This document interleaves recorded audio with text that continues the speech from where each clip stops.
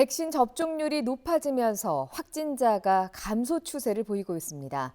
하지만 19세 이하 확진자의 비율은 오히려 높아지고 있는데요.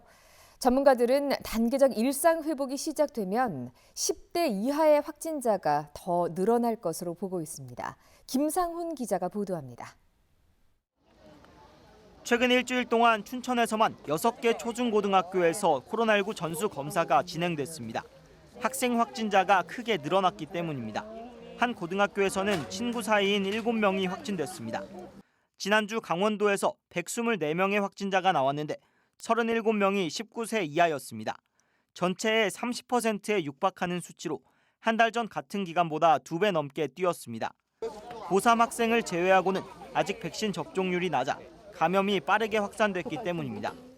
친구들 많이 만나면서 대면 접촉을 많이 하다 보니까 예방 접종 안 하신 분들 위주로 좀 감염이 좀 많이 발생되고, 다음 달부터 단계적 일상 회복이 시작되면 학생 확진자는 더 늘어날 전망입니다.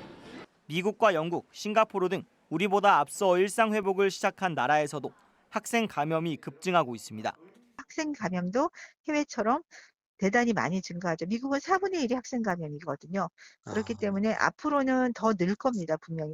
16세에서 17세에 대한 백신 접종은 이제 막 시작했고 12세에서 15세 소아청소년 백신 접종은 아직 시작도 못한 상황입니다. 미성년자들은 코로나19에 감염되더라도 무증상이 많았고 중증으로 악화되는 경우는 거의 없었습니다. 다만 변이 바이러스로 입원 환자가 늘어날 수 있고 접종을 받지 않은 미성년자들이 학부모를 다시 감염시킬 수 있다는 지적도 나옵니다. 예방접종을 한 12, 17 청소년하고 안 한 청소년을 비교하면 안 한 청소년에서 입원 비율이 한 10배 정도 된다고 나옵니다.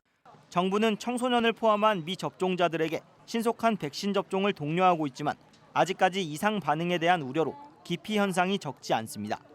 고3 백신 접종 결과 심근염과 심낭염으로 숨진 사례는 없었고 미국에서도 12세에서 17세 청소년이 심근염과 심낭염으로 숨진 사례는 보고되지 않았다고 방역당국은 밝혔습니다.